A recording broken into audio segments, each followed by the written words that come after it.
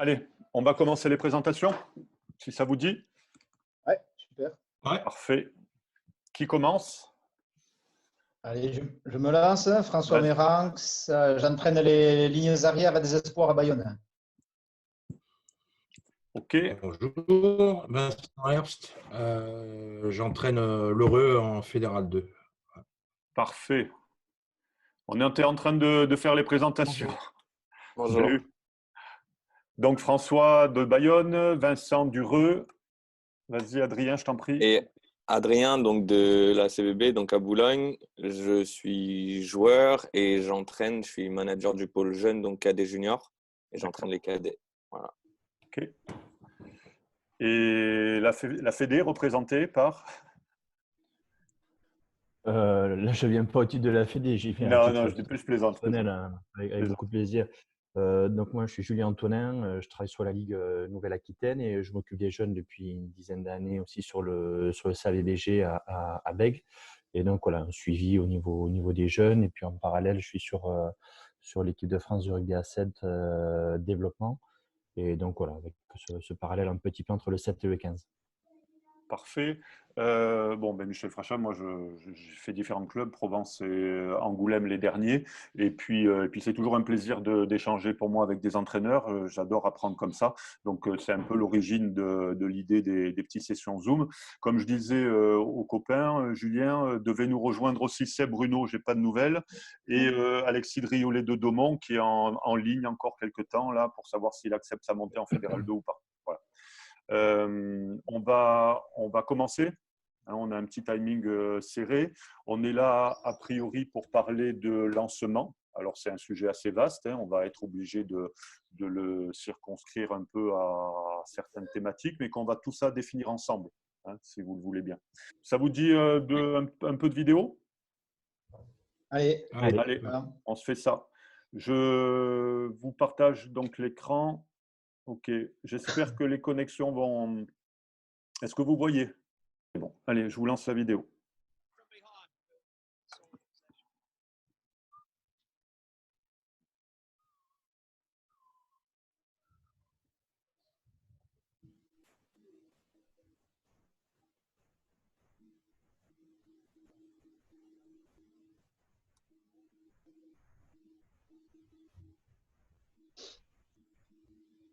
On parle vraiment que du lancement, hein. Mhm.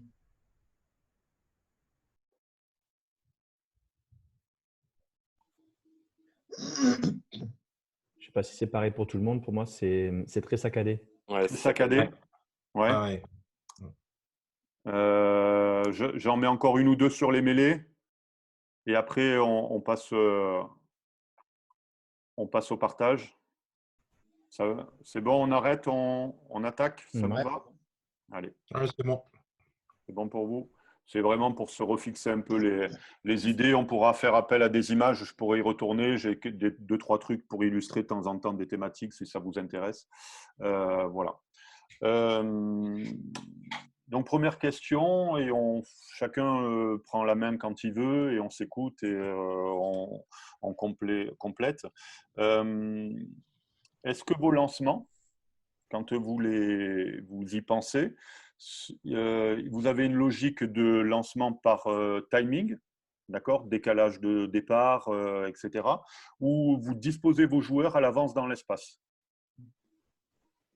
Qui veut prendre la première question? Est-ce qu'elle parle à quelqu'un? Je veux bien le prendre. Il y a une notion de temps de départ et de préaction. Et cette notion d'espace-temps permet en fait aux joueurs de se déplacer dans l'espace qui est voulu pour être attaqué afin de créer un déséquilibre. Donc, il y a une notion vraiment de préaction et de temps de départ.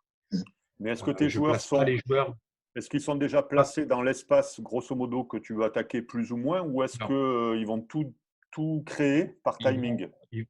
Ils vont tout créer par timing. C'est ce qui par contre, c'est ce qui est le plus dur à entraîner pour ma part.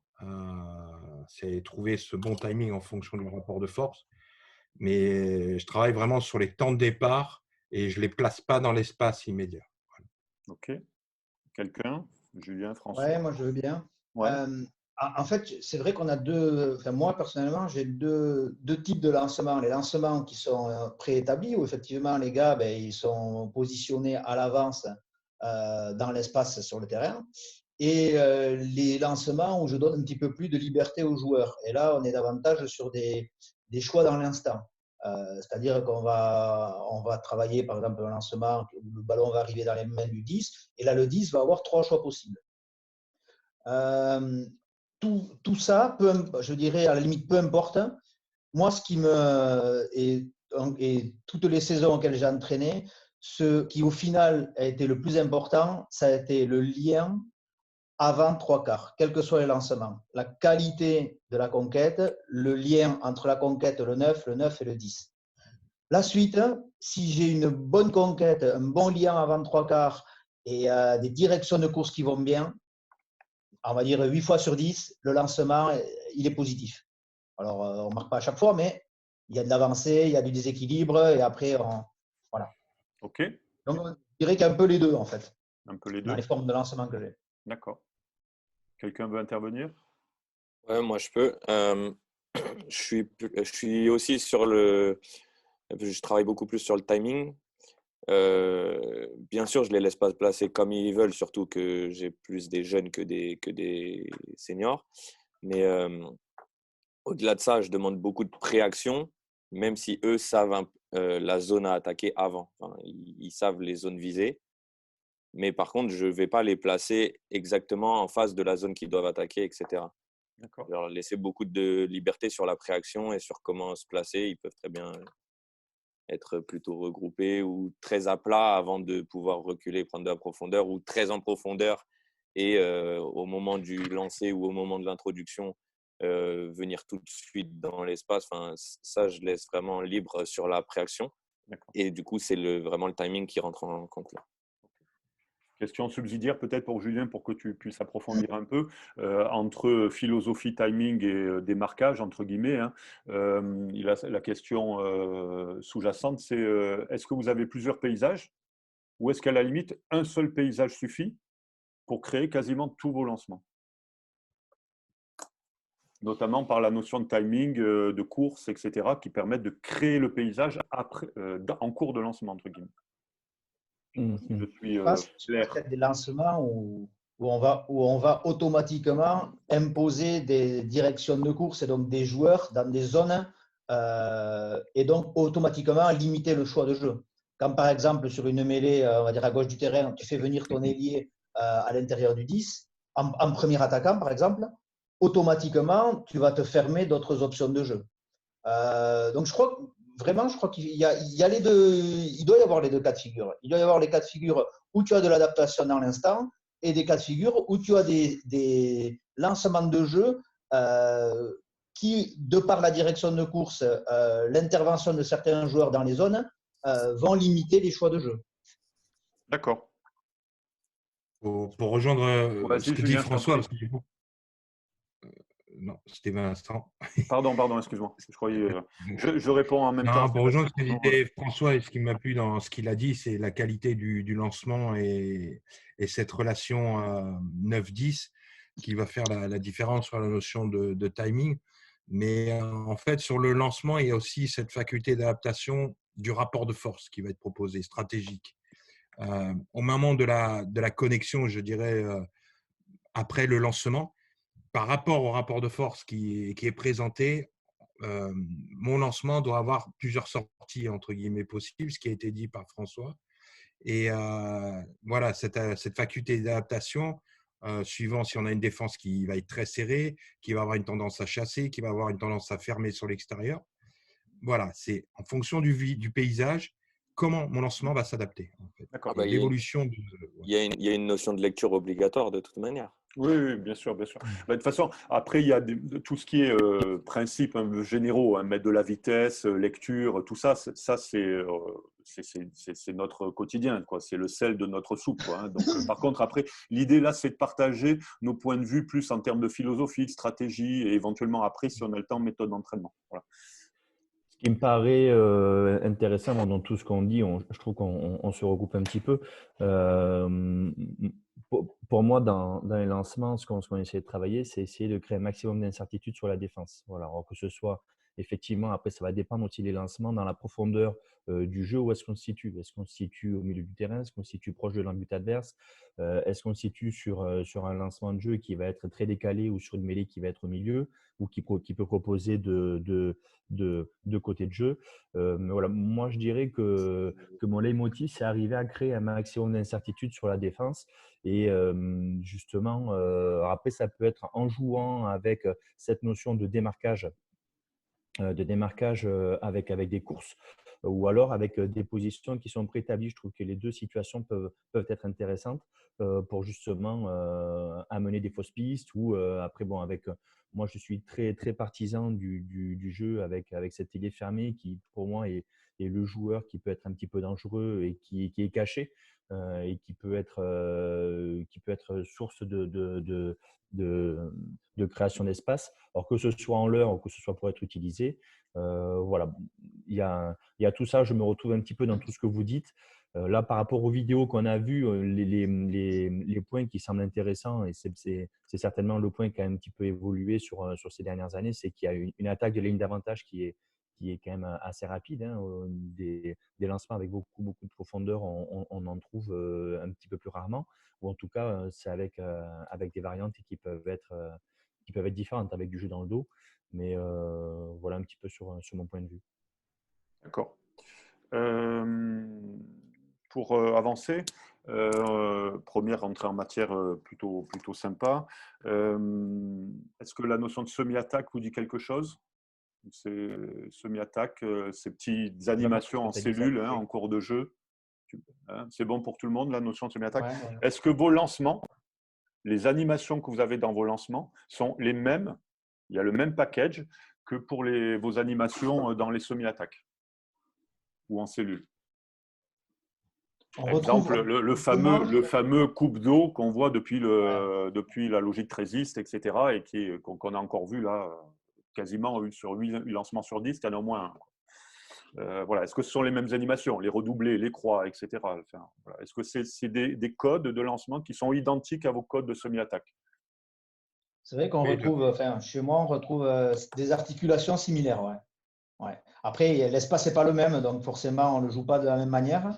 Mais on peut retrouver les mêmes articulations, hein, tu l'as très bien dit, les redoublés, le jeu en dos, l'avant qui vient en coupe et on joue dans le dos avec un espace un petit peu plus large, avec un trois quarts. Ouais, c'est vrai, on retrouve sensiblement les mêmes articulations. En ça, est-ce que c'est les mêmes outils qu'on aiguise en fait, qu'on travaille à 3 ou à 4 ou qu'on travaille à 7, quoi, enfin entre guillemets, quoi. Ben, après, on construit des voix, mais est-ce que c'est ça? Oui, c'est les mêmes outils qu'on aiguise tant pour les avants que pour les trois quarts.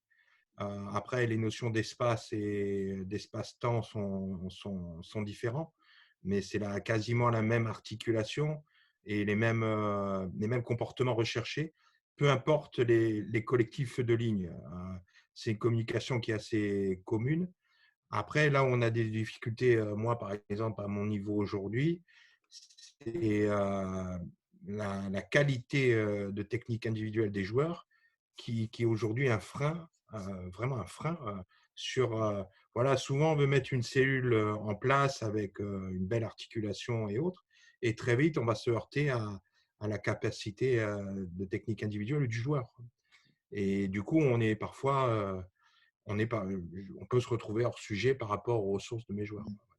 C'est sûr qu'une coupe d'eau avec un ailier éventuellement qui doit prendre et dézoner avec une longue passe après derrière, si tu as un ailier qui a 2 moignons à la place des mains, c'est un peu compliqué. C'est sûr. Et tu vois, pour les relances de jeu, Michel, j'ai un peu les mêmes réflexions que pour le lancement de jeu. Sur le lancement de jeu, comme j'ai dit tout à l'heure, pour moi, le plus important, c'est le lanceur, le bloc-saut, le 9, le 10. Et bien, sur la relance de jeu, ce que je trouve fondamental, c'est la qualité de libération de ballon, le sens de libération de ballon par le sol, la qualité du nettoyage et la vitesse de sortie de balle par le 9. Et derrière, ta relance de jeu, après, c'est pareil. Quoi que tu fasses, eh bien, si tu viens déjà peser sur la ligne d'avantage avec un mec en dos, un mec dans le dos, un mec en coupe, etc., quoi que tu fasses, tu auras déjà gagné du temps par rapport à la défense. Ce que tu veux dire, c'est que enfin, X pourcentage, mais qui n'est pas neutre, hein, qui est de ton lancement, de la réussite de ton lancement, c'est le starter, quoi. C'est le timing de sortie, d'éjection, de transmission en touche, de sortie de balle mêlée. On a vu beaucoup décaler la sortie entre le 7 et le 8 plutôt qu'au 8. Enfin bon, voilà. Bien sûr. Et tu vois, tous les lancements que tu nous as montrés tout à l'heure, c'est des lancements qui sont plutôt tous très bien réussis, mais tout est bien réussi parce qu'en amont, le ballon arrive dans les mains du 10 à une vitesse phénoménale. Que ce soit en mêlée ou que ce soit en touche, tout est hyper rapide. Et le 10, il est dans l'avancée, il a plus à faire le bon choix. Ok. C'est déjà pas mal. C'est déjà difficile, mais je veux dire, tout le boulot qu'il y a en amont, c'est parfait. Alors, on va essayer de… Salut Seb. Ça y est, tu as réussi. Parfait. Ah, petit problème de micro encore, Seb. Active. Alors, active ton micro, s'il te plaît.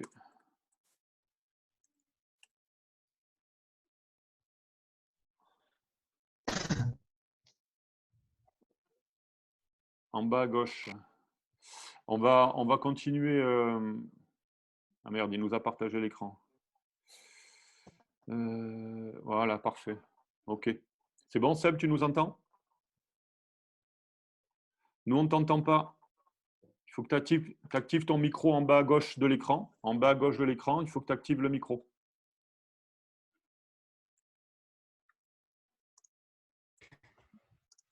C'est bon? OK. On avance un peu quand même. Donc, Seb prend en route. OK, on parlait de même boîte à outils et donc forcément dans les routines d'échauffement, de travail en réduit, puis après, etc., la construction du lancement. C'est vrai que les animations semi-attaque peuvent permettre de construire comme un puzzle en fait des lancements.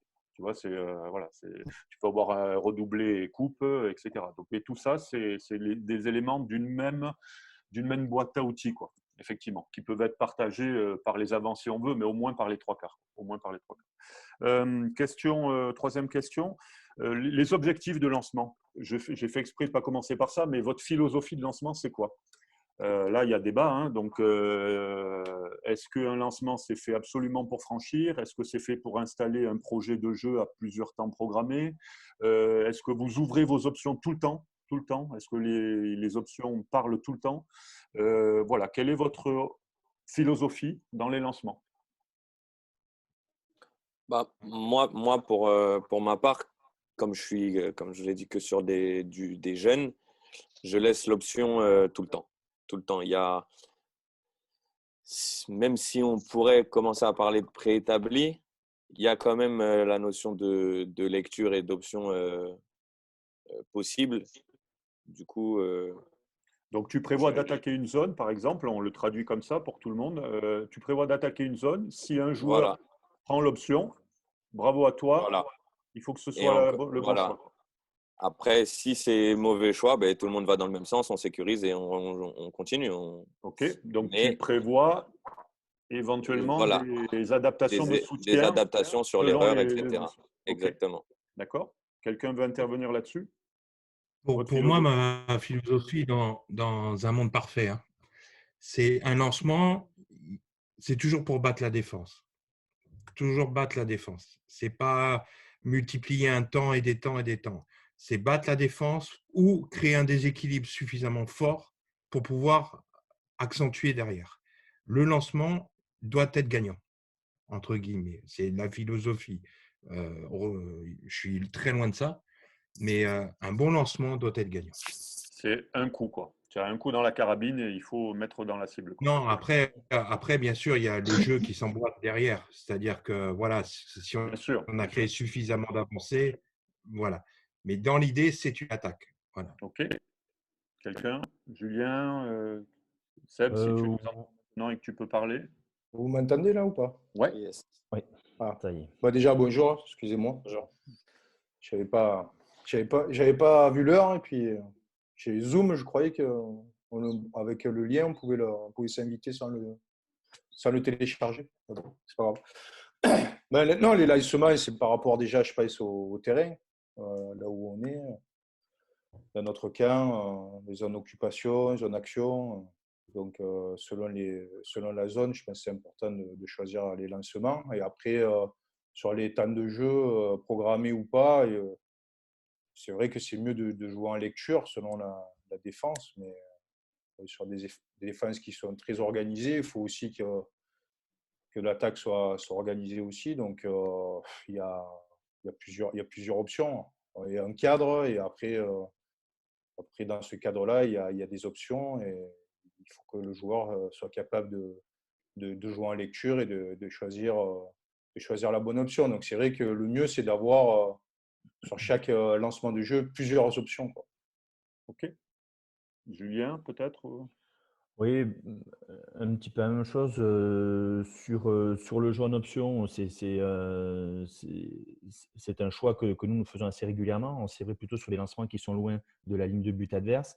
Plus on va s'approcher de la ligne de but adverse, ben on va retrouver moins de rideaux défensifs sur la profondeur. Et c'est vrai que quand on est proche de l'embut adverse, on est plutôt sur des lancements qui sont préétablis avec peut-être moins de sorties de jeu. Et effectivement, après, l'articulation avec les soutiens en fonction des zones que l'on attaque, si ce sont des zones qui vont être proches des avants ou si ce sont des zones au large, il y a cette articulation à trouver pour que justement on puisse enchaîner le jeu et qu'on ne soit pas sur de la découverte temps après temps.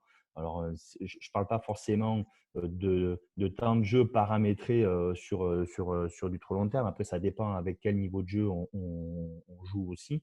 Mais voilà, il me paraît important par rapport au lancement de savoir qui va faire quoi après le point de contact. Ok. Ouais. Quelqu'un veut Et, intervenir? ouais, pareil, c'est vrai que j'aime bien donner le choix, bien sûr, aux joueurs derrière, hein, par rapport aux zones de jeu, par rapport à ce qui se passe en face, par rapport à la défense. Mais c'est là où souvent on a des petits points d'accroche avec nos avants qui, avant l'action, nous demandent dans quelle zone on va jouer. Eh bien, je leur dis, mais la zone, elle risque de changer par rapport au choix du 10. Et ils me disent, mais ouais, mais bon, par rapport à ça, il faudrait qu'on sache exactement. Parce que nous, si tu me dis que tu vas faire péter ton 12 au centre du terrain, alors que finalement, tu vas jouer dans le dos et on va se retrouver à l'extérieur, moi, je ne vais pas intervenir dans telle ou telle zone. Donc, automatiquement, c'est vrai, le lancement, idéalement, il est fait pour aller marquer. Ça, je pense qu'on est tous d'accord là-dessus. Sauf que dans 9 cas sur 10, ben, on ne marque pas et il y a des points de rencontre où il faut être efficace. Voilà, donc toujours pareil, toujours un peu partagé entre la liberté de faire le bon choix dans l'instant, mais en même temps, derrière, l'efficacité dans la conservation et la relance de jeu et le rebond d'attaque. Ok. On voit qu'on a quand même une palette dans les choix stratégiques, l'approche, bon, sans parler même des contraintes techniques, etc., tellement large que c'est compliqué de se faire son propre avis. Hein. Tout le monde a raison, hein, bien évidemment. Moi, je vous partage le mien, entre guillemets, c'est qu'il y a deux couleurs de lancement. Il y a une couleur de lancement où on est en confiance, voire qu'on mène au score. C'est-à-dire que le contexte est favorable, d'accord, la météo est favorable, tout ce que tu veux. Et à ce moment-là, bien évidemment, la zone elle-même va décider qu'on a des options ou pas. Par contre, il y a clairement des zones et des couleurs de lancement où tu ne peux pas te permettre ça. Quand tu veux te sécuriser sur un temps faible, etc., tu ne peux pas. Donc, en fait, un lancement, il a pour moi deux étiquettes, deux couleurs, et tu actionnes ou pas avec tes leaders de jeu ces couleurs-là. Et ensuite, l'objectif, plutôt que de dire franchir ou marquer ou tout ça, moi je pars du principe qu'un lancement c'est un faux équilibre. Il y a des ballons à mettre dans des espaces qui existent déjà à l'avance. Hein. Sur mêlée, par exemple, le 9 délaisse le petit côté, il y a des choses à faire. Il y a déjà des zones qui sont libres, donc allons-y prioritairement. Si la zone est libre, c'est le premier objectif. Mais l'objectif premier que j'essaye de faire passer à surtout mes travaux de lancement, c'est créer des 2 contre 1. Où est-ce qu'on va créer le 2 contre 1? Est-ce qu'on joue le 2 contre 1 sur un 15 et un ailier dans la zone large? Est-ce qu'on joue un 2 contre 1 avec une coupe et un dos au milieu du terrain en attaquant un joueur? Ou est-ce qu'en fait, l'idée c'est où est-ce qu'on joue le 2 contre 1 et comment on réussit le 2 contre 1 sur le lancement? Voilà, ça c'est ma philosophie. Et après, si le 2 contre 1 est bien joué, forcément il y aura franchissement. Qui dit franchissement, peut-être après on marque, je ne sais pas. Enfin, en tous les cas, voilà, c'est un objectif précis que j'essaye de donner mes directives de travaux. Qu'est-ce que vous en pensez? Voilà. Est-ce que ça vous parle? Est-ce que je vous alerte juste que nous avons 10 minutes encore, hein, donc on va essayer de parler un peu largement de lancement pendant encore les 5 prochaines et on fera une mini conclusion dans les 5 dernières. Voilà, pardon. J'ai Oui, bien la juste par notion, rapport à tu as donné la notion de couleur. Pardon. Vas-y, vas-y. Vas-y, Julien. Non, juste ce que je disais par rapport aux phases de conquête, ce qui est intéressant pour les lancements de trois quarts, c'est qu'on a quand même des phases de jeu. Alors, même si sur les touches, on retrouve quand même des touches réduites, mais notamment sur les phases de mêlée, on a quand même un lancement de jeu où on a tous les avants qui sont regroupés. Et c'est vrai que cette notion d'espace libre, elle est très intéressante et elle permet de pouvoir aller attaquer différentes zones. Alors, comme tu dis, soit sur des petits côtés, soit sur du jeu au large, soit par du jeu au Le jeu milieu au du pied terrain qu'on a vu des Gallois, tu as vu le jeu au pied avec sur du le jeu au Gallois? pied, voilà, qu'on retrouve de plus en plus sur ces zones démarquées. Effectivement, c'est en ça que le lancement de jeu, le premier temps de jeu est très intéressant pour franchir, pour aller marquer ou pour créer un déséquilibre. C'est vrai qu'il est très intéressant. Alors après, tout le travail qu'on a abordé sur la première question de cette notion de placement préétabli ou de démarquage avec des directions de course est aussi très intéressant dans le temps de départ, dans la préaction, dans la prise d'information de tes joueurs qui sont souvent des joueurs décisifs avec, on va dire, 10-12 sur des choix de jeu. Moi, je trouve ça très, très intéressant et je suis un peu dans la même philosophie où l'objectif, c'est d'essayer d'aller trouver un espace libre le plus rapidement possible. Ok. Quelqu'un veut rebondir? François, tu voulais… Ouais, je veux bien. J'aurais une question à Sébastien. Alors moi, je t'entends pas très bien, François. Je ne sais pas les autres. Ouais, Pareil. moi Ouais, aussi, ça c'est grésille. saccadé, oui. C'est assez saccadé, François. Retente, il y a un problème de réseau plus Connexion. qu'autre chose. Ouais. Quelqu'un, pendant que François gère ses contraintes des eaux, vas-y, essaye, François. C'est bon? Non, ça ne marche pas. Quelqu'un veut rajouter quelque chose là sur la philosophie générale? Non? Non, si, je trouve que tous les échanges sont très intéressants. Après, vraiment, ce qui pose problème aujourd'hui, je parle du niveau auquel on est confronté, c'est vraiment ces qualités de technique individuelle qui permettent d'avoir des lancements efficients, de l'adaptabilité, de l'intelligence de jeu. Et il y a des niveaux, voilà, Fédéral 2, on est obligé de revenir sur beaucoup de paramètres du joueur pour avoir des lancements efficients. Ou sinon, malheureusement, on est obligé de se freiner et créer des lancements assez qui manquent un peu d'ambition ou qui s'adaptent à la qualité du joueur. C'est vraiment cet équilibre qui est compliqué à trouver. Ok. Peut-être Voilà, pour un dernier petit sujet avant de faire une première conclusion et rebondir sur les adaptations par rapport au niveau de pratique et par rapport au niveau des joueurs et au bagage technique des joueurs. Est-ce que vous avez des lancements nombreux et qui sont plutôt un tronc commun, hein, la même boîte à outils tout le temps, toute la saison, ou est-ce que vous créez des lancements en fonction de vos cycles ou en fonction de vos adversaires? Voilà. Est-ce que c'est quelque chose qui est à travailler plutôt dans la constance ou c'est quelque chose qui oscille en fait, le travail en lancement pour vous?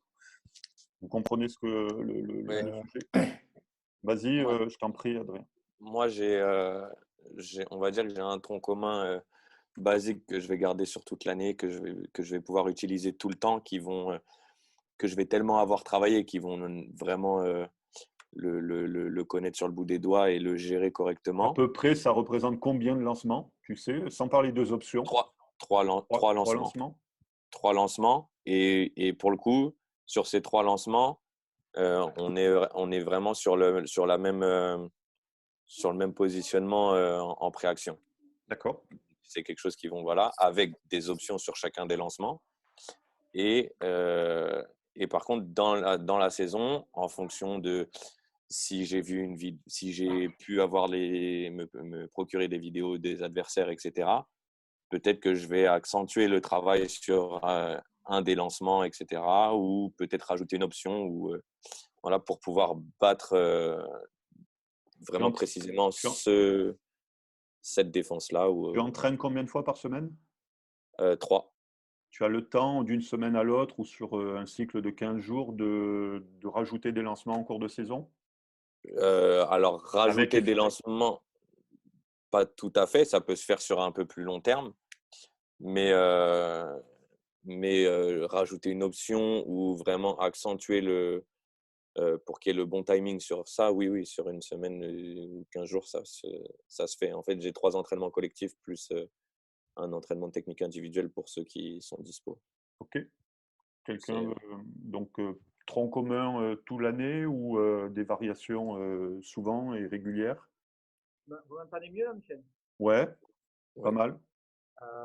Alors, pas mal d'évolutions au fil de la saison hein, par rapport au lancement. D'abord parce que les conditions atmosphériques, dès que ça commence à passer les saisons hivernales, et les lancements, certains lancements, on les met un petit peu de côté et on les ressort un petit peu au printemps. Et puis tout simplement parce que il faut simplifier les choses, il faut être plus efficace sur les zones de contact, sur les points de rencontre, sur se reconcentrer sur la libération du ballon, le nettoyage, etc. Et donc, limiter peut-être certaines formes de lancement de jeu qui peuvent perturber un petit peu les joueurs. Ok. J'ai une question à Sébastien. Tu m'entends, Sébastien? Oui. J'ai remarqué qu'il y a pas mal au haut niveau, il y a de moins en moins, enfin, de moins en moins, je vois moins de touches raccourcies. J'ai l'impression que les touches sont très souvent complètes. Est-ce que vous partez du principe que c'est pour donner un petit peu plus de crédit, on va dire, aux arrières, pour essayer de faire la différence et d'avancer plus facilement face à un alignement complet? Ou est-ce que c'est juste pour une raison que je ne maîtrise pas? Non, nous, on avait des lancements sur touche avec qui étaient surtout dans notre sortie de camp, c'était plutôt des touches réduites. Et plus on avançait sur le terrain et plus l'alignement était complet, proche des lignes, bien sûr, pour marquer, on était en complète. Et c'est vrai qu'après, on fait beaucoup des 6+1 ou avec le 9 devant, des 9, 6+1. Mais non, c'est selon en fait là où on est sur le terrain, sur les zones du terrain. Mais on n'avait pas plus de complètes que de touches réduites. C'est pas, voilà, c'est selon aussi l'équipe adverse, les alignements, s'ils font plutôt des blocs ou s'ils sont en miroir, selon aussi nos forces en touche et nos faiblesses. C'est là où on choisit différents alignements, mais on n'utilisait pas beaucoup, pas énormément les touches complètes, enfin, pour l'équipe de France. Après, je ne sais pas si toi tu as analysé sur d'autres équipes.